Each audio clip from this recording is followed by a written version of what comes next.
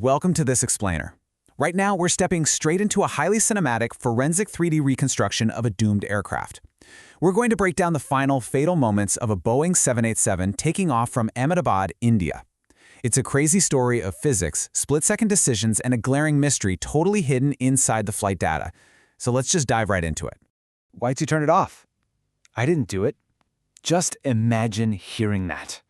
This absolutely haunting dialogue was exchanged inside the cockpit of Air India Flight 171 mere seconds before disaster struck.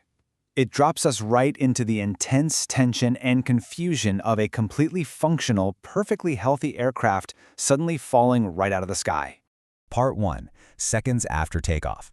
To really grasp how we get to that chilling exchange, we need to step back and set the scene. June 12, 2025. We've got an experienced crew flying a 787 Dreamliner, 230 passengers and 12 crew members, all buckled in for a standard 9-hour trip to London.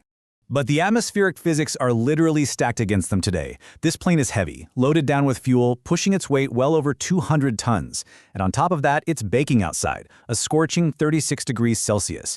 That kind of heat means thinner air, which translates to fewer air molecules for the wings to generate lift and way less oxygen for the engines to burn. So to get off the ground today, this massive aircraft is going to have to eat up every inch of that 3,500-meter runway.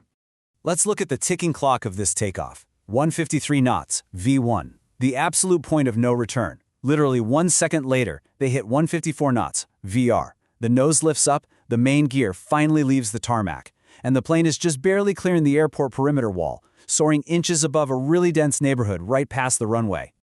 And this is where the timeline just turns absolutely brutal. Moments after clearing that wall, the plane suddenly loses altitude. It happens incredibly fast. The nose gear clips some trees and an incinerator chimney. Then, the right wing gets completely torn off by a building, a student canteen actually. The tail shears off entirely when it hits another building. And finally, the left side of the plane strikes a third building, triggering a massive, instantaneous explosion. A perfectly good aircraft, completely destroyed in just 2.5 seconds. Part 2. The glaring data discrepancy. Okay, here is the midpoint twist of our forensic mystery.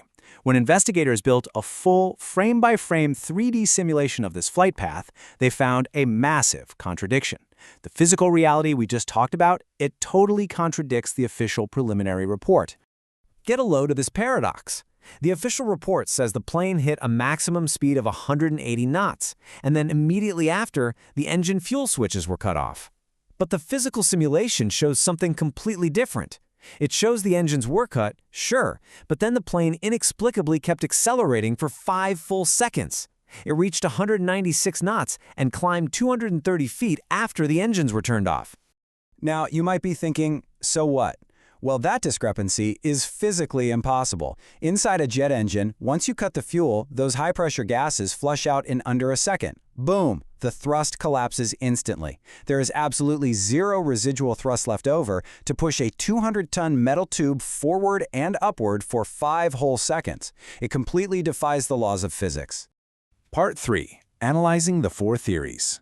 To solve this, we have to look closely at the center of the mystery, those cockpit fuel cutoff switches. We know they ended up in the cutoff position, but how? Let's throw this up on a forensic suspect board and use some good old-fashioned process of elimination. Here's our board. Theory 4, a system failure meant the switches never actually moved. Theory 3, a software glitch tripped them automatically. Theory 2, the pilots accidentally bumped them. And Theory 1, intentional movement. We're going to work backward from Theory 4 to logically figure out the truth here. Let's start at the bottom. Theory 4 proposes that the physical switches in the cockpit didn't move at all. The idea is that the engines just flamed out because of some completely separate system failure, and the data was just read wrong. Well, we can debunk that right away. Think of it like your car ignition. If you run out of gas, your engine dies, but your key hasn't moved, right? But if you physically turn the key to off, the car's computer records that the key was turned. The 787 has a dedicated data line called the RDC, running straight from the switch to the black box, checking it every single second. The black box unequivocally recorded that those physical switches were mechanically moved to the cutoff position, so they absolutely moved. Theory 4 is out. Moving up to Theory 3. Could a rogue software glitch be the culprit? The prime suspect here is the TCMA, or Thrust Control Malfunction Accommodation. It's actually a really smart software feature that automatically reduces or cuts engine thrust if it detects the power crossing into unsafe limits. Did the TCMA trip the engines without the pilots doing anything? Now, actually, scratch that. It couldn't have been. And here's the catch. TCMA doesn't physically move the switches in the cockpit. It closes a valve deep inside the engine, and if it triggers, a ground maintenance crew literally has to reset it. But we know the cockpit switches moved on Flight 171. Plus, the flight data proves the pilots actually managed to restart the engines midair about 10 seconds later. If the TCMA had shut them down, a mid-air restart would have been impossible. So, Theory 3 is officially busted. Okay, what about Theory 2? Accidental activation. Did a pilot just bump them? Honestly, it's incredibly unlikely. Look at the intense physical safeguards on these things. They're spring-loaded, so you have to intentionally pinch and lift them against the pressure. They've got raised guards around them to block stray hands and mechanical stops. It's borderline impossible that someone accidentally bumps not one, but both of these heavily guarded switches into the exact cutoff position within a 1-second window. Which leaves us with the absolute most unsettling option. Theory 1, intentional movement. Now, a lot of media coverage claimed there is no way human hands could manually move both guarded switches within a single second. But independent video evidence from aviation experts actually proved it is physically possible to do exactly that. Based on our process of elimination, this is literally the only theory left standing. Real quick, before we get to the aftermath, we need to address a massive point of media contention. Everyone was asking, why was the landing gear still down? The answer is tragically simple, actually. The gear stayed down because the first engine started losing power when the plane was only 55 feet off the ground. The pilots never achieved a positive rate of climb. And without that sustained upward trajectory, standard protocol says you just don't make the call to pull the gear up. Part 4. The black box mystery. So we're in the final chapter of our forensic breakdown here, looking at the aftermath of the crash investigation itself. And honestly, it holds a baffling mystery of its own. This part is just wild to me. India operates dozens of Boeing 787s. Air India alone has over 30. It's one of the most common planes in their sky. Yet, when they pulled the forward black box from the wreckage, India's Accident Investigation Bureau completely lacked the basic equipment to extract the data. They didn't have a working golden chassis or the right cables. They literally had to pause the investigation and import the equipment from the US NTSB. But hey, at least the forward recorder survived, right?